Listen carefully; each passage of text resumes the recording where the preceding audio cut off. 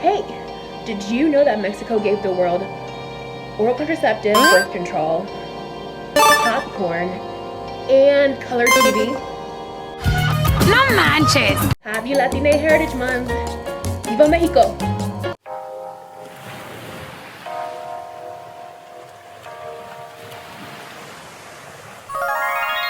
Hey compas, it's your girl Masula here. Welcome back to my channel for a special Hispanic Latina Heritage Month edition of Makeup Anthology Monday. Okay. If you're new here, hi, I'm Dom.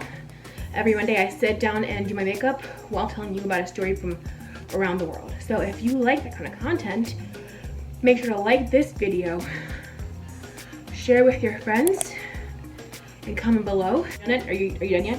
Today we're gonna learn the story of Popo and Itza, the tragic lovers of Mexico City, Juliet. As we list down below, and I've already prepped and color printed my face, and we're just gonna dig in. Why not? So I've previously covered Mexico in Makeup Anthology Monday with La Llorona story. Also, I did a video about Mexican Independence Day. Hopefully I can put some cards up here, show those videos. But today, we're gonna be focusing more on Mexico DF, specifically the capital of Mexico, and the Aztecs. The Aztecs were known as the Mexica, and they formed a settlement called Mexica Tenochtitlan, where they set up a settlement that would become today what is Mexico. And it is believed that they moved from their native land called Aztlan to form Mexica, to form Tenochtitlan on,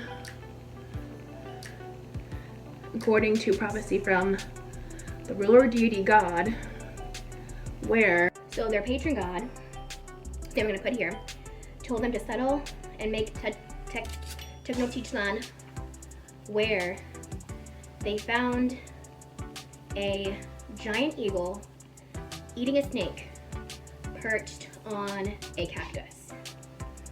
It's a very specific task. The Aztecs are best known for their advanced agricultural system with chinampas, their 260-day ritual calendar that coincided with the solar calendar, and human sacrifice as part of their religious practices. Nahuatl is the name of their language that is still spoken today. It's very interesting because it says like they spoke classic Nahuatl in this time of the Aztec rule, but like that there are hundreds of Nahuatl dialects within Central America, like Mexico, El Salvador, Honduras, así, but they are not mutually intelligible. So one favorite thing that it says that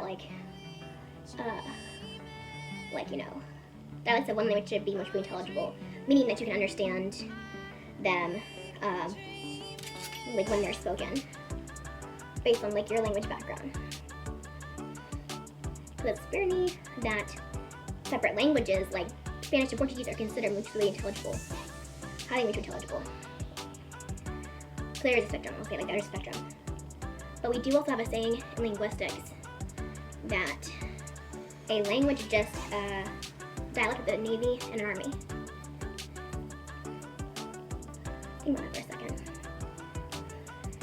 So they're saying that these are considered all the same language, but they are not. They're all considered the same language, different dialects, but not intelligible with each other. And that's with colonization. So Mexico DF, the capital city of Mexico, was originally founded in 1521 when the Spanish conquistadores arrived to Mesoamerica.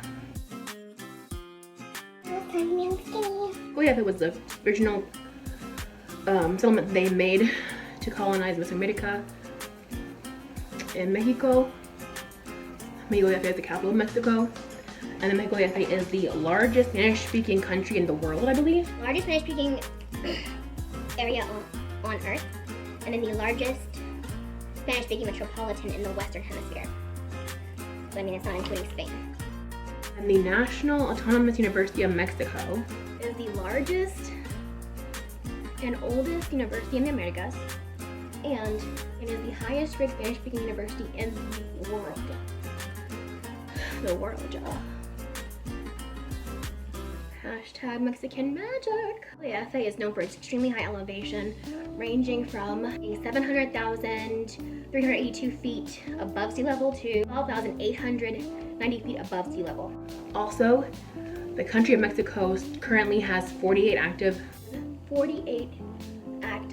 volcanoes, which leads us to the story of our tragic lovers, Popo and Itza. So thousands of years ago, the Aztecs ruled what is now known as Mexico. Why don't I do my face first? I'm like, where the fuck are my eyebrows, bro? Where are they at though? During their rule, it was common practice to subject neighboring towns and require them to pay taxes. That's the only thing we're guaranteed in this life is death and taxes. Chief of a rival tribe named the Textlaxtlas of the Tlaxcaltecas. They were enemies of the Aztecs, and they did not like the subjugation, basically. They were like, no way, Jose. Before Jose was Jose. But like, they were like, no, screw that. We don't want to be subjugated under your taxes. We're not part of your nation. But then Aztecs would beat them in war constantly. They were like, oh shit. You gotta deal with it. are you kidding me? The leader of this rival tribe to the Aztecs declares war.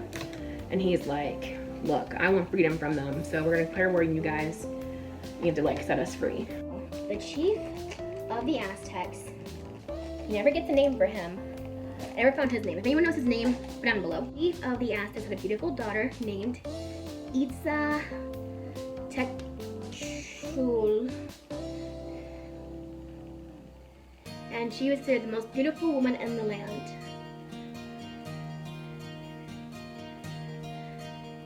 I know her name means woman in white in Nahuatl.